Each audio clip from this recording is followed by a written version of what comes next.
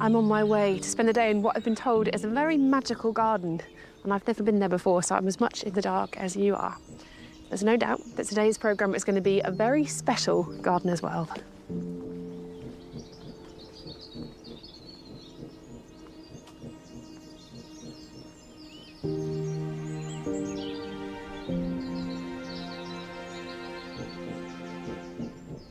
And here it is. What a beautiful spot.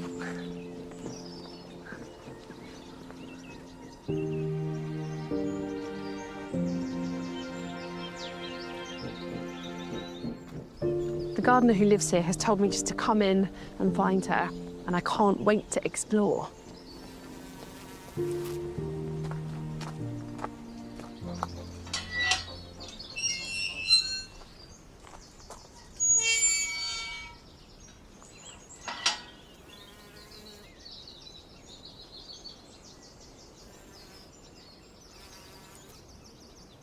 Coming up on today's programme,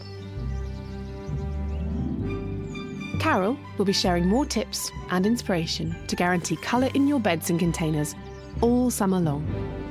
You'll get this wonderful growth and all these flowers from June, July, August, September, right the way through.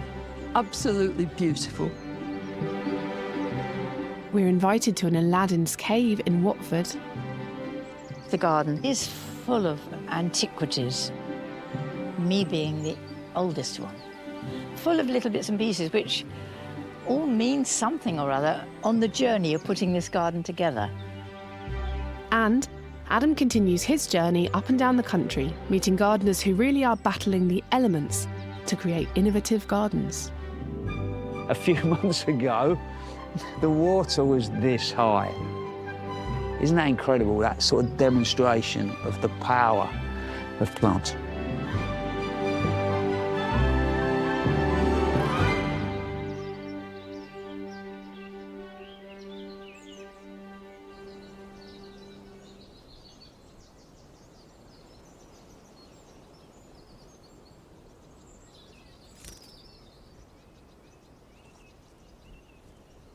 Good boy.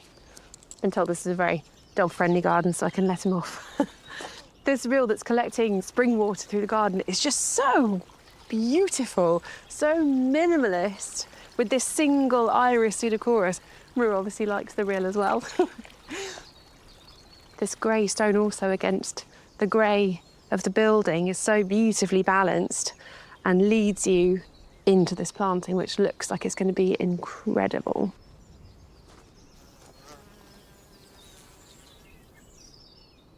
I love the textures. You have the shrubs, but also so many different kinds of leaves, things like Hacanacloas. The Veronicastrum, actually, before it's flowered, is giving lovely textures. Then there are flowers too, Sanguisorba, which is one of my favourite flowers, and the acid yellow of the euphorbia up there really draws your eye up the hill and to the landscape beyond, which is where I want to explore via these very impressive steps. Oh, I think there's Alison.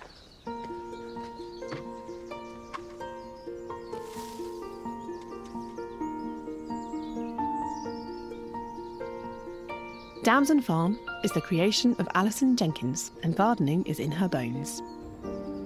A stunning 2-acre smallholding and edible garden set in a glorious valley on the edge of Bath and the Cotswold Hills. I guess I'm trying to create a space here that feels welcoming and nourishing, because I think there's so many opportunities for learning in the garden. And I'm really curious about how we garden now in an era of environmental crisis, whilst also meeting our own needs for growing food and creating beautiful spaces, but without compromising the needs of other creatures and everybody else we share the space with.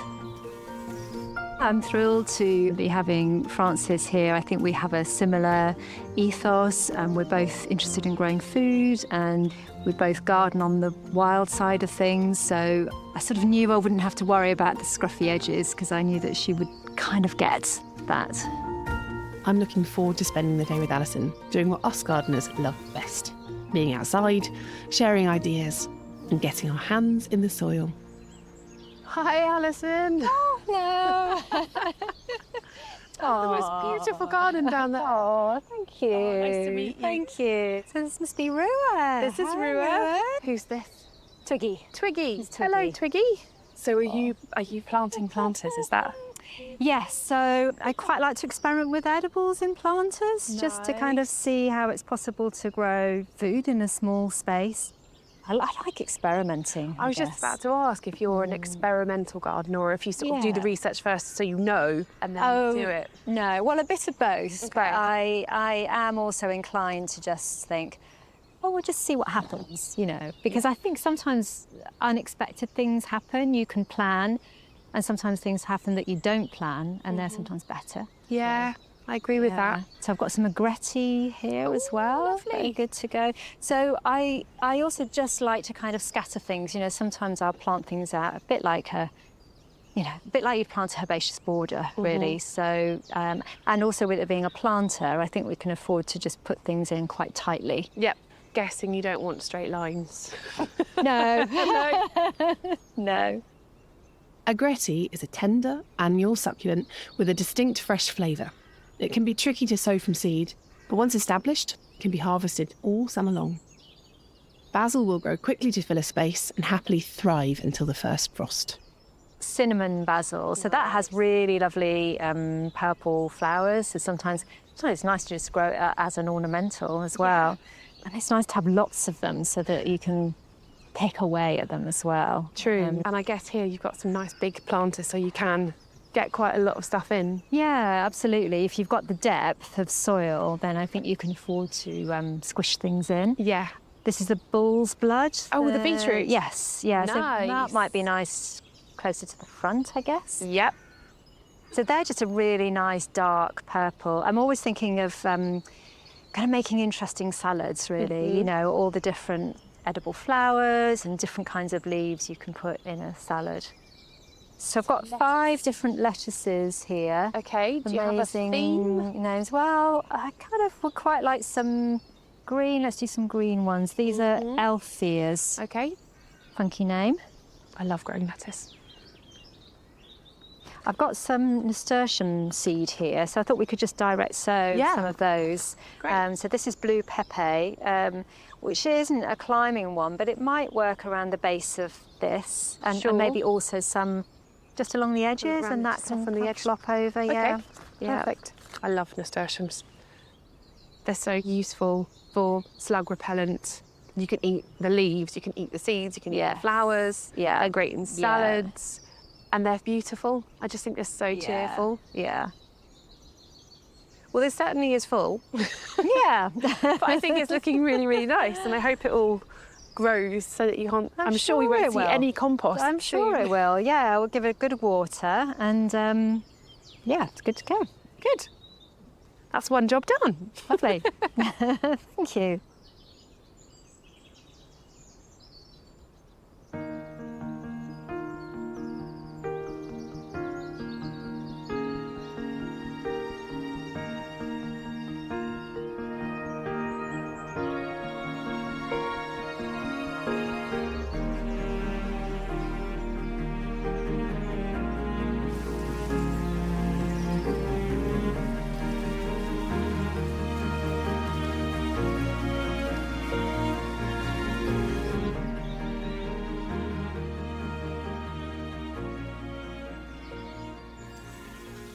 Now it's time to return to Carol's beautiful garden and see what additions she's making to bring even more flowers to the early summer.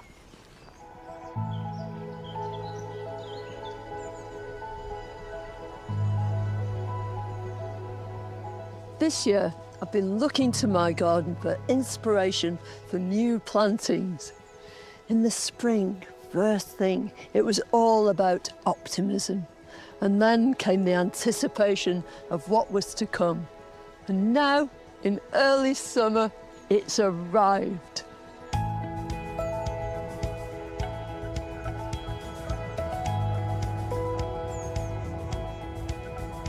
One of the prettiest parts of my garden at this time of year, in early summer, is this. It's Alice's garden. Alice is my youngest daughter.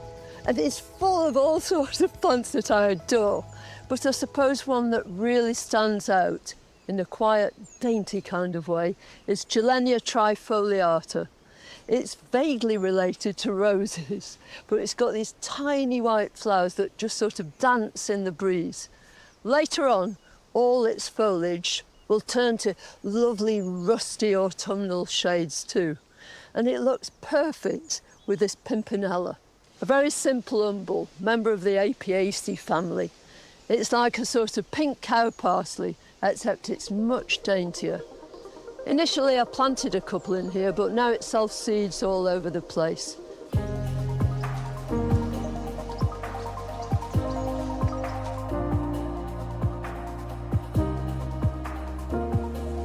Well, the pimpinella is a really dainty little plant, but there are lots of its relatives in these beds, which are much, much bolder.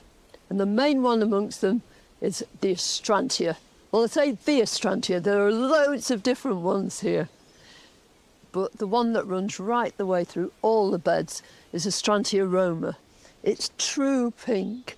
Astrantia roma is a sterile hybrid, which simply means that it can't set seed.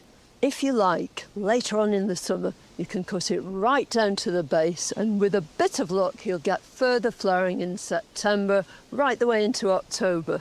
On the other hand, lots of the astrantias in here are absolutely fertile, and they'll drop their seeds, and the consequence of that is we get all sorts of new astrantias popping up here and there.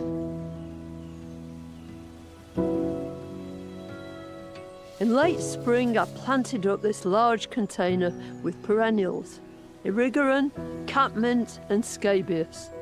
They settled in happily, and all I've had to do is keep it well watered and take off dead petals from the scabious, leaving behind decorative seed heads.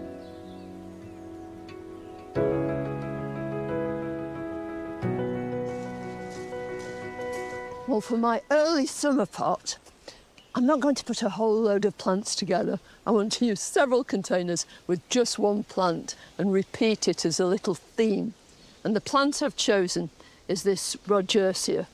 It's called Bronze Peacock.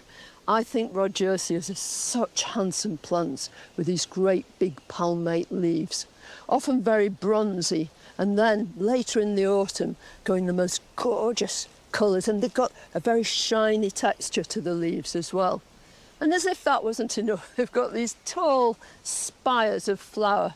So I'm going to keep it really simple. I'm going to put 3 Rodgersias into 3 terracotta pots, starting with this one.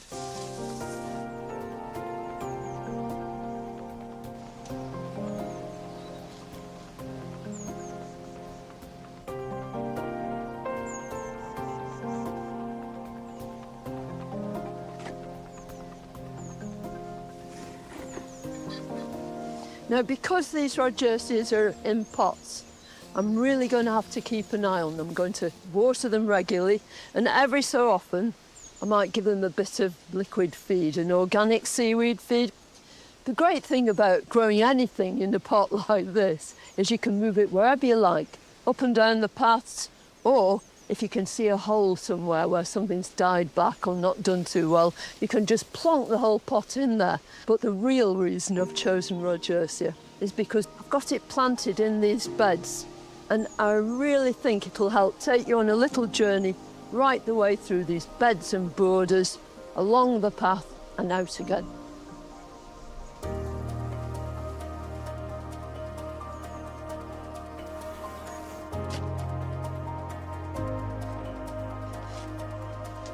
Well, now that I've sorted out my pots, I'm getting down to the real nitty-gritty. These are 2 little borders. They're edged with bricks, they're slightly raised, and they've been used for all manner of things. I'm planting all sorts of wonderful new things in here. This is one of a new breed of clematis. They've been specially bred to be used on patios in pots and containers, or, like this, to create a bit of height in the middle of a herbaceous border. This one is called Bridgewater. They flower and flower for ages and ages. If you just look along these stems, on every leaf axil, there are buds just waiting to come on. So once these terminal flowers are over, they will come out and prolong the flowering season right the way through into the autumn. So much has been written and said about how to treat clematis and all the different groups they belong to, and it can get a bit complicated, but with this, no problem whatsoever. On Valentine's Day, sometime early in the year, you just chop the whole thing down to just a few inches from the ground, and then you'll get this wonderful growth and all these flowers from June, July, August, September, right the way through. Absolutely beautiful.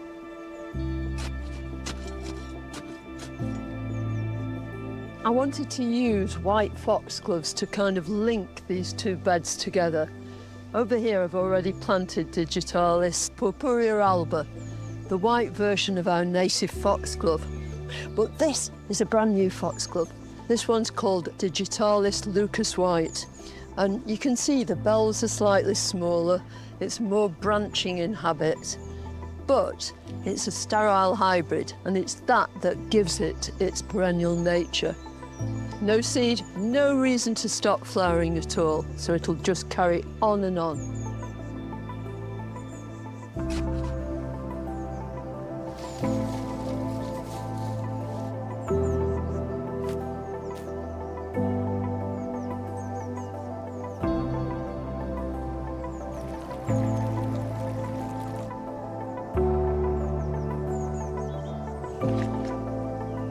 So this is the final act, Alchemilla mollis.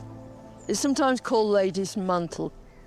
When I first came here, I knew very little about gardening. I know a little bit more now, but I desperately wanted this plant and I couldn't find it.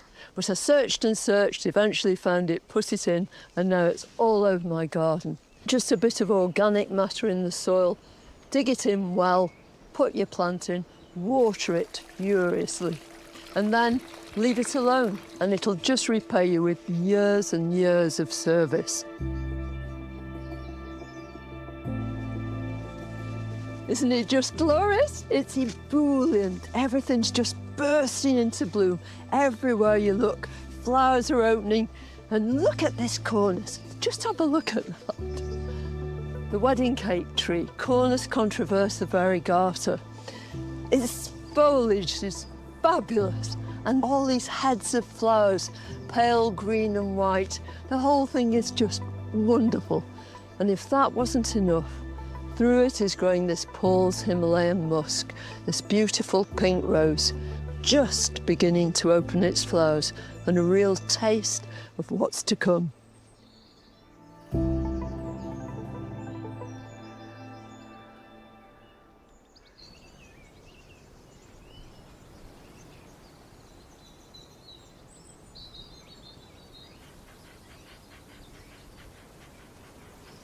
Hello.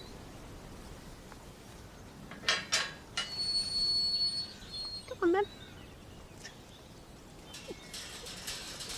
Oh, come on then. I think it's fair to say, Carol, that you know a lot more than most of us about gardening, and the garden is looking absolutely beautiful. Come on, Ruth.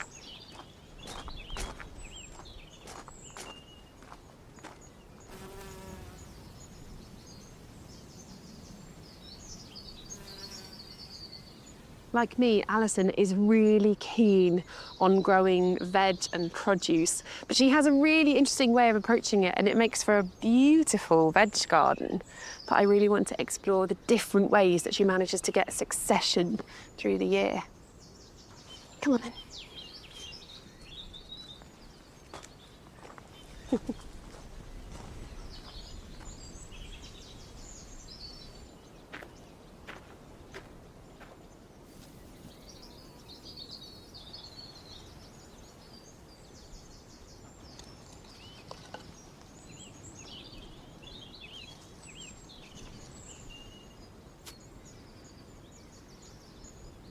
Everybody has crops each year that don't work so well, and this kohlrabi is one of them. It's been munched by pigeons, so I'm just going to remove all the kohlrabi and any plants that aren't wanted, being careful not to weed out things like wild rocket, coriander, there's a little ochre here, which is a perennial root vegetable, and some calendula. So everything else will go, especially fat hen, which tend to seed themselves everywhere.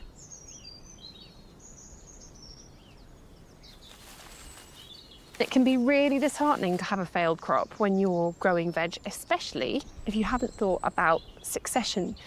Succession is when you're almost constantly sowing seeds throughout the spring and summer, so that when something goes over, you've harvested it or it hasn't worked very well, you have something ready to replace it with. So the basic way of thinking about succession sowing is all your long crops, so things like tomatoes, cucumbers, chilies, aubergines, they need to be sown early in the spring because they need a whole season to develop. And then brassicas, which do need a whole season to develop, but are often hardy through the winter, can be sown for a longer period.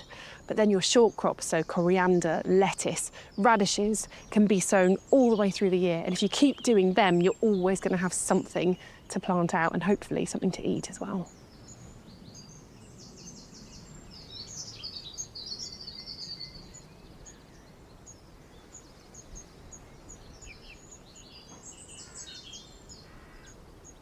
Now I've got rid of everything that Alison wanted me to get rid of, and I have a nearly blank canvas.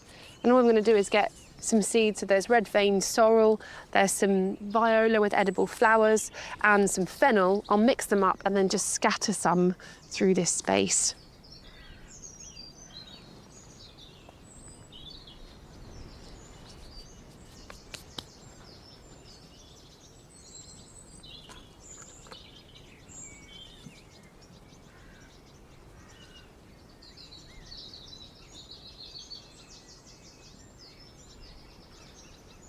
Just a couple of chard in here because they'll get quite big, take up a lot of space and provide food for months and months. It's such a good vegetable to grow.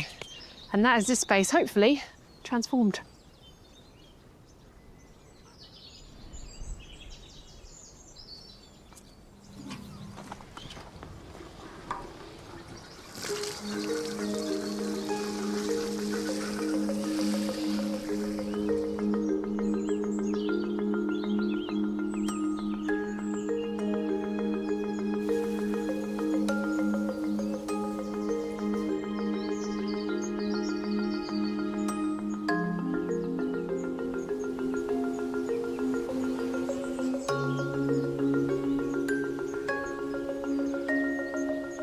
Isn't this meadow incredible? And especially being down in amongst it, which I wouldn't normally dare to do.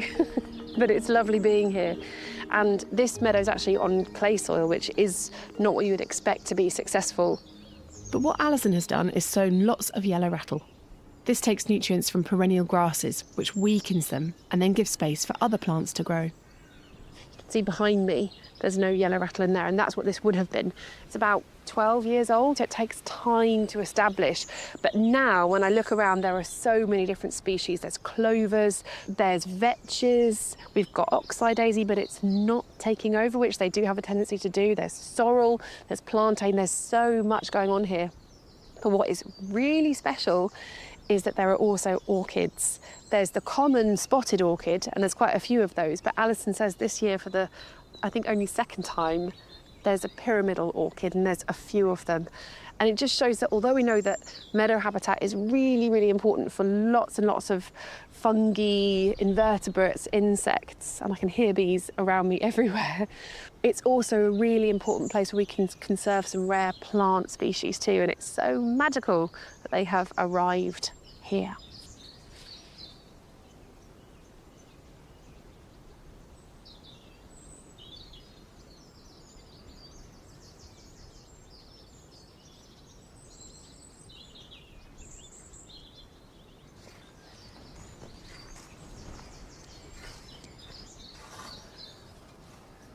That's a bit quieter than a strimmer. Yeah. Shall I pick up what you've that would be amazing. what you've cut? Yes, yes, please. And is it just the nettles that we're picking up? Yes. Okay. Yeah.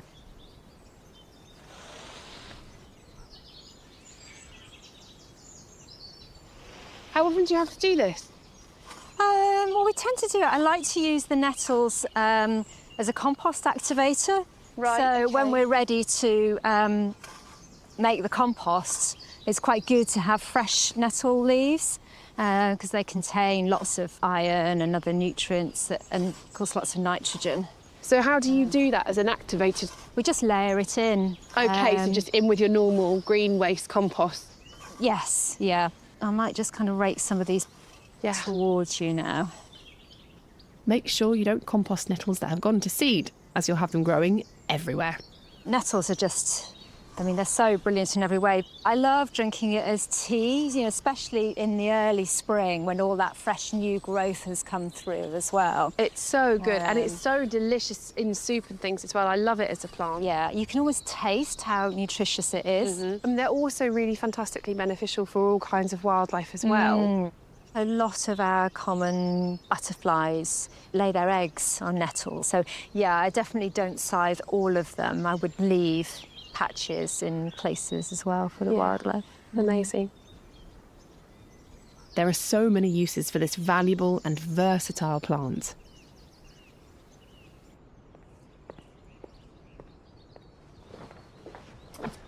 Going to make some fermented nettle juice as a plant food from the nettles that Alison was scything from the field. It's very simple. Just want to crush up the nettles as much as you can to bruise them and rip them, and then mix them with an equal weight of brown sugar. You'll really then work the two together so that you're breaking the nettles even more but allowing the sugar to get to every part of it, because that sugar is going to be extracting the liquid from the nettles, sparking the fermentation, and it's that liquid that's going to be the plant food in the end. So the more broken, the better. And now that that is all mixed up, just put this mix into a sterile jar and really, really, really firm it down so you're removing as much air as you can from the mix so that you're not introducing bacteria and fungus. And then just to finish off that air seal, I'm going to pour a bit more sugar on, and that will form a cap on the top. Weigh the whole thing down with a stone, leave an air gap at the top so that there's room for the gases to escape, and then put a breathable cover on top. So you don't want insects landing in it, but you do want the air to be able to escape. So just some kitchen towel with rubber bands to hold it on. Then leave that somewhere cool and dark for 5 to 7 days. Strain off the liquid that forms, and that's your plant food. And it needs really diluting, so 1 in 500, or for delicate plants, 1 in 1,000. So it lasts a long time. This is one that's busy fermenting. It's about 5 days old, and you can see the liquid there already forming like thick tar. And the lovely thing is, it doesn't smell bad at all.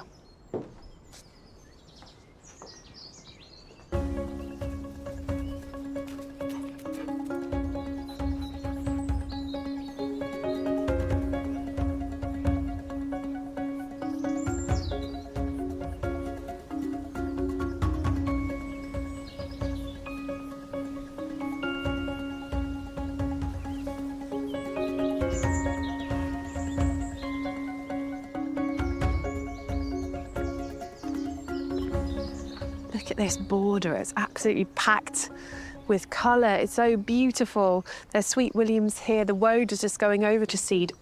Viper's bugloss, fennel, there's some annuals like poppies. It's just a massive riot of colour and looking absolutely perfect right now. But if you want to plan something like this for next year, now is the time to be thinking about sowing those seeds.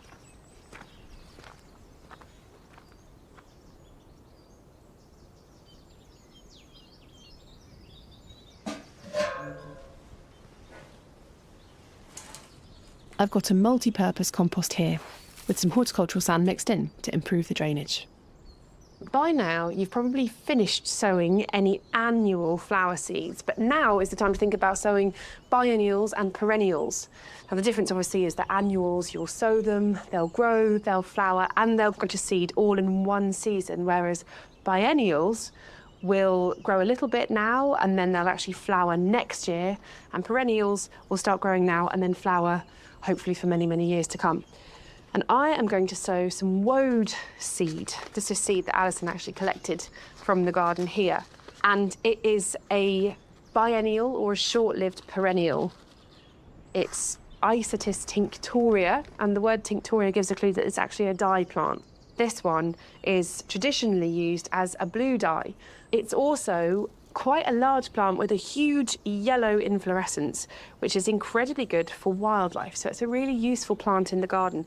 These are quite big seeds, and normally with big seeds, I would put them in a module or a pot. But biennials, and even more so perennials, can take quite a long time to germinate. And so it sometimes saves you space if you put them into a tray. And I'm just going to place them in rows, quite well spaced because of their size. And that means I can see when they come up in a sort of grid that they're the right thing. Anything that comes up not in a line is probably a rogue seed or even a weed. And I'll just cover these lightly with a little bit of compost, because these seeds don't need sunlight to germinate. Firm it down so that there's good contact with the soil. Stick in a label, give it a good water, and then I'll leave this outside to grow because it's fully hardy. This time of year, it's warm enough.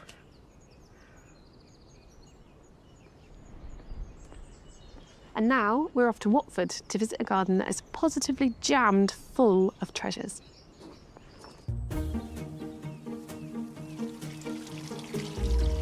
We do need a lot of water and so many flowers. Hi everyone, and welcome to my lovely garden. I hope you're going to love it as much as I love it. It's made up of maybe 10 different little rooms. My crystal room, my blue and white china room. Here we have the birdcage corner with at least 10 bird cages. They're all so beautiful and different in all their own ways. I'm Susie, or Suzette, whichever. I've lived here in the house for 58 years. When we moved in, there was a lawn and vegetables and shrubs everywhere. It was just so boring. And we used to spend every weekend mowing the lawn.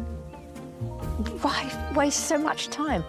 I said to Vic, the first thing we do is the garden. He said, no, we've got so much. I didn't know, the garden comes first. The garden is full of antiquities, me being the oldest one.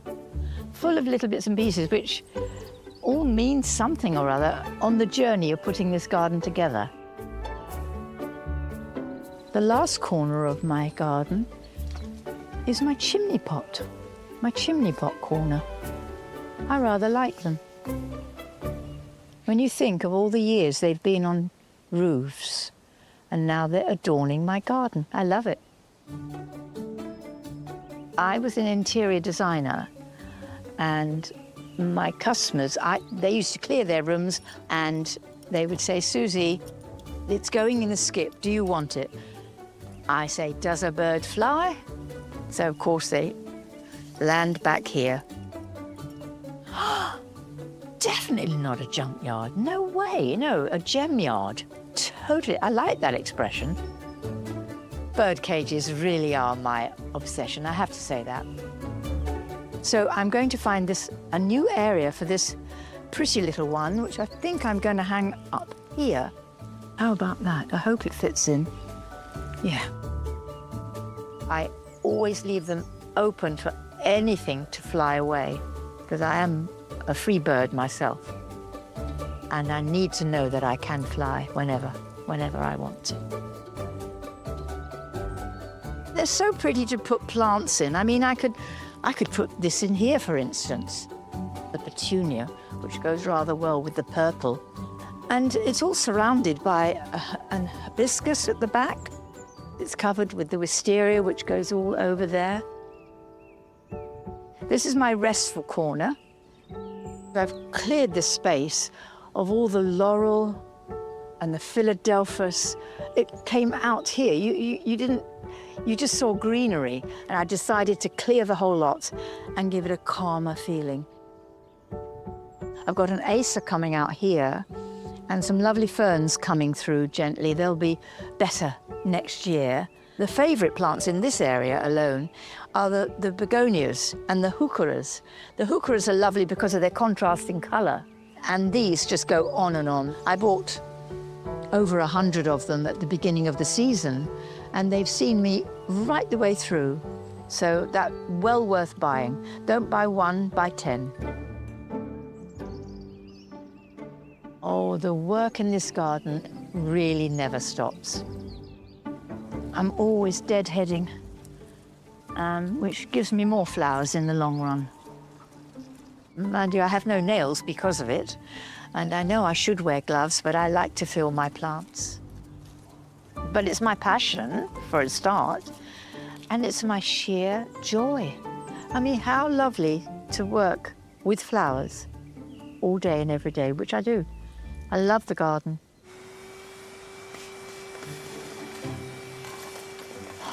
Oh, Hoover. My garden gets hoovered more than my house. I can assure you of that one. If I know somebody's coming, that hoover comes out. And the garden looks 100% cleaner and nicer. I think I'm getting maybe just a touche too many articles. This is another little corner called my blue and white charity china. Every one of these pieces come from the charity shop, and everybody saves them for me, which is lovely. And top my lovely petunia, which goes on through the summer, and it's a complement to each other, which is lovely. And sometimes I fill them up with these little succulents. Just put them into water and they will take. Yeah. Can you hear that frog? You hear it? Proper gardeners would say, she ain't no gardener. But I don't really care. This is one of the easiest plants to take a cutting from, the levetera tree. Sometimes they call it levetera, but I call it levetera. You literally split it off a joint and plunge it into good damp earth. Give it a good water and leave it. You'll have a tree next year. I mean, the garden, as much for me, I want to show it off to everybody else. Maybe that's a little bit big-headed of me because I think that everything looks so beautiful. Of course I love gardening. Yes, it's part and parcel of my life. I'd be lost without it. Don't move me to a flat when I'm too old. I'd have to have a garden.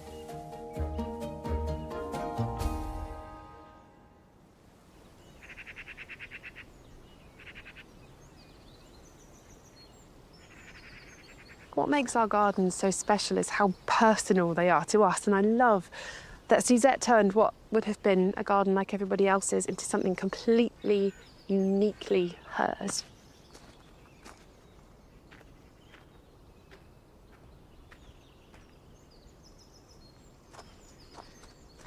Are you making some of your beautiful supports, Alison? Yes, I'm just putting something in for the dahlias, just because when they grow up, they're going to start getting a little bit floppy. Fair enough, but they're absolutely stunning all around the garden. I love it. It gives so much character to the space. Thank you. It's quite addictive once you start working with the willow and the hazel, yeah. I've never done it much. I've always intended to and then found other things to do and ended up just stringing things. But could you show me how you do that? Yeah, of course, yeah.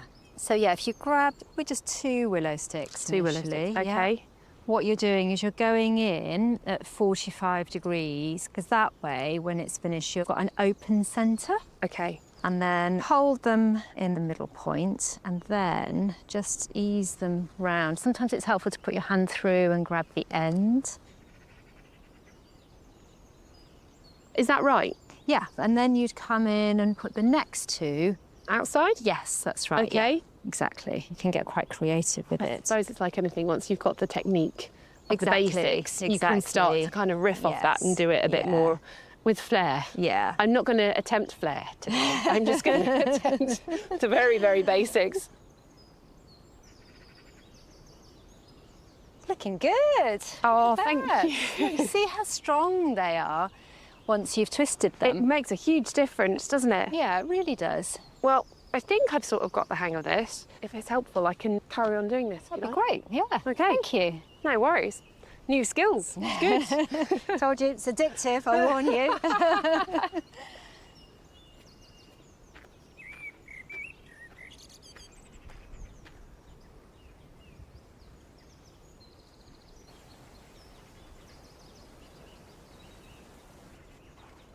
It might look like I'm doing this really prematurely because this dahlia is very, very small. But actually getting stakes in the ground now, before the flowers get tall, is a really good way of doing it, because if I waited for this stem to get tall, the wind to blow and it to flop over, and then I tried to pick it up, it would never quite look right. So by doing this now, it's going to make the world of difference to how this border grows. And of course, dahlias are late summer flowers. They're filled with quite big flowers, which makes them more prone to falling over because the weight of them can collapse the stems. So it's the ideal candidate for some staking now.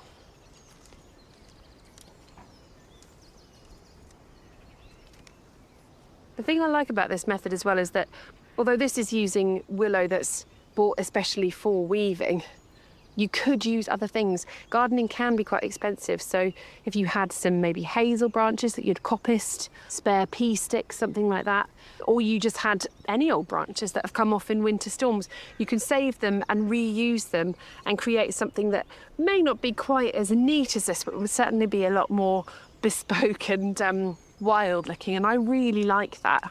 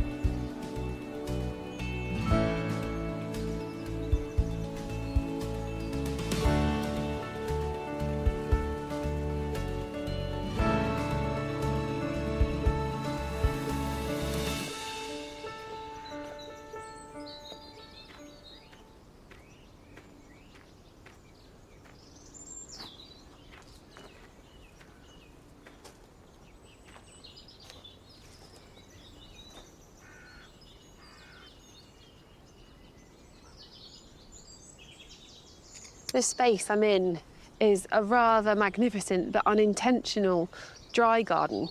So all these beautiful plants are self-seeded, as well as lots of other things. These are just sages.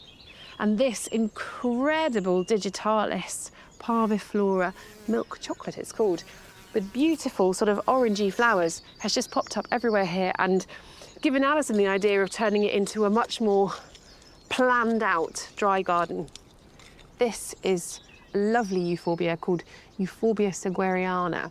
And it's very small now, but it gets about 80 centimetres height and spread when it's fully grown. But it keeps this lovely, delicate foliage. It's really beautiful, and it should go very nicely against things like the blue flower of the sages that have self-seeded, these lovely yellow bracts. But also, the form of it sort of echoes the shape of the digitalis. And there are other euphorbias here as well. There's large ones down here, but also different kinds throughout the higher garden as well. But dry gardens in general, they're one of my favourite kinds of gardens. And as you can see when I dig down into this, it's really sand and gravel that I'm planting in, no soil at all. And of course, lots of plants wouldn't love that kind of position. But then many plants really do like to have dry roots.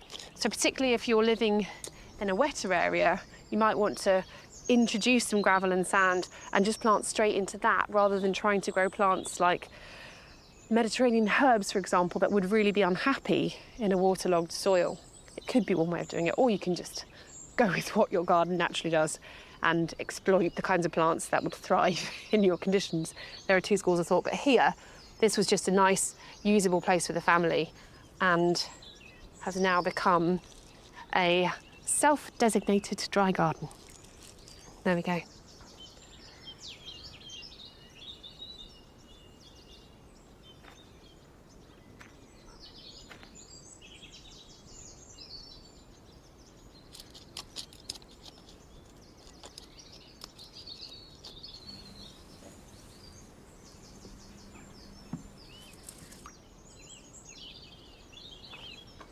Even though these are drought-tolerant plants, they'll still need a really good watering in just to get them to establish well. And then they should be happy to be left here in this sunny, free-draining spot. There. Now, obviously, not all gardens have this kind of very dry position, and Adam recently went to visit one that was quite the opposite.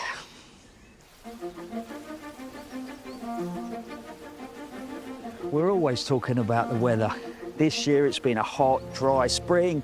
Some of us like it, some of us don't. And some of our gardens have suffered. And it's quite easy to forget that other extreme. Cold, wet, winters, a lot more flooded. Well, today I'm off to meet a lady who's dealing with just that. Wendy Bundy moved here with her late husband in 2006. This 2-acre garden had bags of potential, and nearly 20 years on, it's become something really special. What makes it all the more impressive is where this garden sits, right on the banks of the River Derwent. So, during the winter months, it's vulnerable to flooding.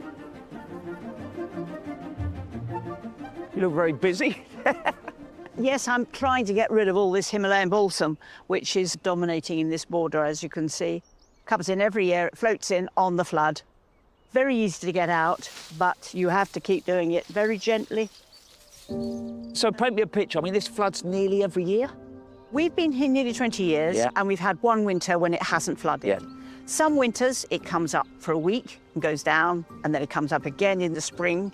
Sometimes it's much, much longer. The winter and spring of 23 to 24, this lot was all underwater from October to the beginning of March. Wow. So 4.5 months. Everything in here survived that. We're at the bottom end of the river, so it comes up very slowly. But you can't get cross with it because it's the flood. You've got a great attitude to just, you know, what will work, and I'm not going to worry about the other stuff. Well, you can't. And I've learned over the years what will go, what won't go. So everything that survives is tough. And so it's common, because common things in gardens are the toughest that have survived. And whilst everybody said, oh, we can't plant roses where it floods, well, you darn well can, actually, as you can see. Yeah. The 40 years of experience I've had in the village, I'm sure it's got worse. Yeah. And it's got worse in the sense of there is more water. Yeah. It lasts longer. So, when the water eventually goes away, you're left with a mess, Yes. but silt that does you some good. Yes. And I'm looking forward to finding out a little bit more. But we've pulled some of this out. Yep. What do you do with it? Put it in the compost. Yeah. It's interesting because a lot of people would then panic, wouldn't they? But I'm presuming it's not in flower, No. there's no seed. It rots down beautifully. Well, I'll get rid of this for you. Thank you very much. This Himalayan balsam can be an absolute thug. But Wendy's got quite a laid-back approach, trying to keep on top of it. She knows she's never going to get rid of it. And when it comes to the composting, it's not in flower, you know, it's not seeding, so that makes sense. But for me, if it rocks up in my garden, it probably would make me very nervous. And I wouldn't just put it in the green bin. In reality, what I do is I check with the local authority, because you're going to find that some of them are going to take slightly different approaches as to how to deal with it.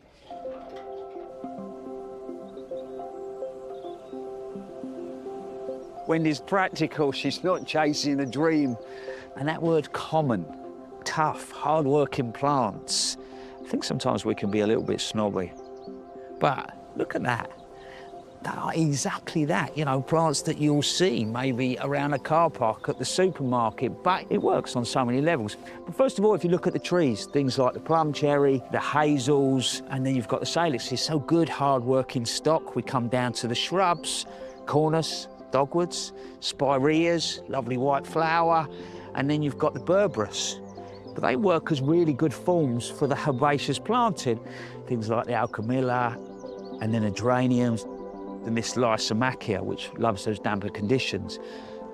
But one more thing that for me has become a bit of a fascination is the annuals, the biennials, and the short-lived perennials. Whatever your conditions, yeah, other plants might suffer, but anything seed-based hits the ground, it stays there. We could have dry, we could have wet, but you can pretty much guarantee they'll come up the following year. And that's exactly what's going on here. You've got the poppies popping up, and then you've got the marigolds, and you can see bits and pieces doing that around Wendy's garden. So think about it. A few months ago, the water was this high. Isn't that incredible, that sort of demonstration of the power of plants? As tough as some plants can be, Wendy's really embraced the changes that come with more extreme weather. And being on the edge of a floodplain means it's not if the garden will flood, but when. So, Wendy, the river sort of wraps all the way round? Yes, it goes round in a great big curve, and there was a mill there at one stage. Wow. But actually looking at it, you know, your view, quite incredible. You just see the irises coming up, and then that's followed by Meadow sweet. meadow sweet and the reedy type grasses. Absolutely. I mean, they're like moving, aren't they, and dancing? Yes, So- they are very beautiful.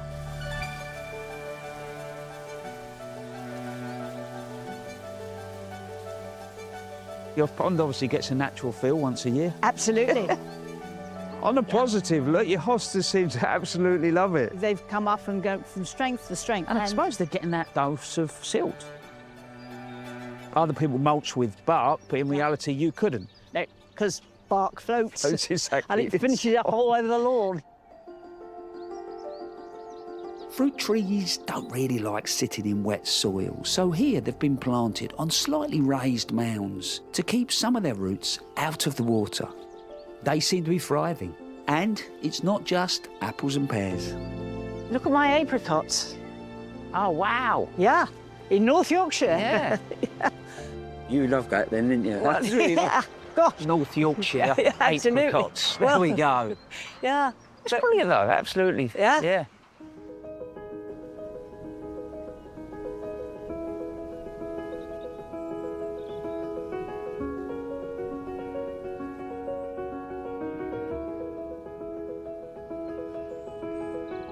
I'm smiling, Wendy, because I'm thinking floodplain, asparagus wouldn't be the first thing that jumped to mind. No, absolutely. And it only survives because we are prepared to build up this bed on top of the raised bed already. So you've got raised beds on raised beds. It's the only way to do the asparagus. And what sort of mix did you put in there then? A real mixture of compost, gravel and sand, real sharp sand, Yeah. and then more compost. I take my hat off to you. You seem to have really stuck at it, grown what you can, taken gambles, experimented, which ultimately is what gardening's all but about. It's a hobby, isn't it? And you have to do what you can with the hobby. And I enjoy achieving what you can achieve and then actually also seeing what you can't achieve. Yeah. And also understanding that one year will be good and the next year it'll Yeah. be rubbish, but you mustn't think you've actually had a poor year and it's never going to be good. Yeah. But it'll come back again extraordinarily. Yeah.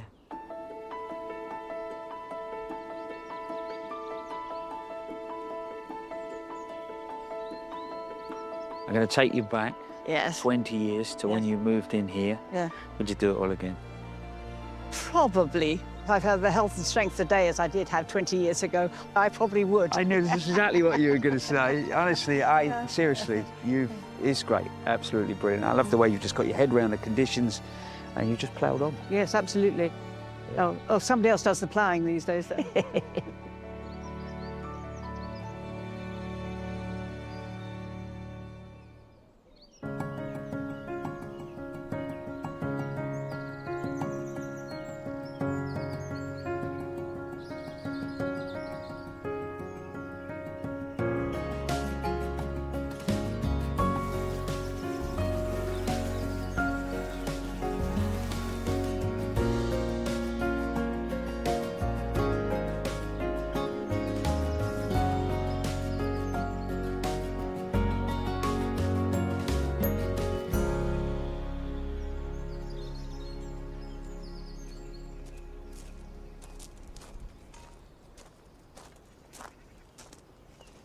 This year, roses seem to have done really, really well. I think we've had lots of quite warm and dry weather. They flowered early, but that means that they are now in need of a little bit of deadheading if you want to keep them going. This one is a repeat flower, so cutting off the deadheads will keep new blooms going. You can see there's lots of buds forming for more flowers. And when I deadhead them, I don't just take the top off, I cut it right down to where that meets a new joint so that it's also doing a little bit of pruning at the same time. And that just keeps it in good health. But there, getting rid of the dead heads just means you're maximising the flowers without the unsightly old blooms at the same time. But if your rose forms hips, then once these later flowers are finished, leave them on, because then you'll have something to feed the birds through the autumn. There. Of course, this is the time of year when we can really enjoy our gardens. But there's always more jobs to do.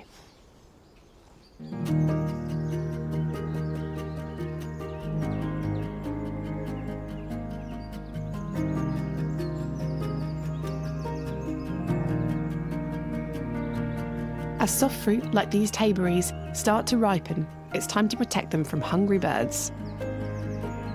Drape a temporary netting over the plant, making sure it's pulled tight and secured firmly.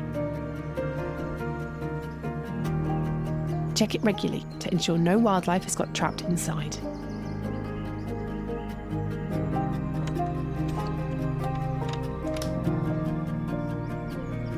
To protect young plants from suffering in the heat, it's important to keep your greenhouse cool as the weather warms up.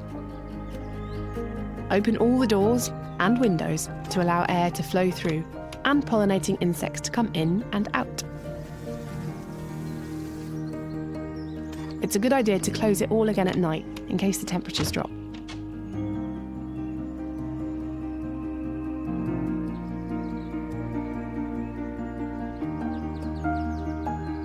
While self-seeding plants like borage, alchemilla and this valerian make beautiful additions to the garden, they can sometimes become a bit too dominant.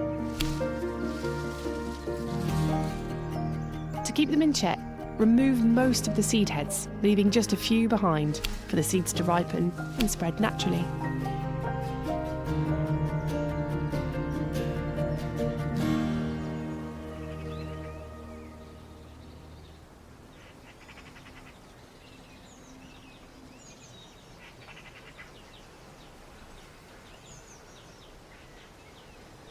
There you go. A cup of nettle tea. Yes, please. Cheers. Cheers. Very good. You can still taste that iron. You It does. It tastes really good, doesn't it? Well, thank you very much for having me today and sharing this with me, and Rua, who's made himself very at home. Yeah. Well, Twiggy's loved having you here, and yeah, well, hopefully you'll come back. That would be lovely. Thank you very much. Enjoy that. Well, next week, Monty and Ned will be back at Longmeadow, and until then, see you.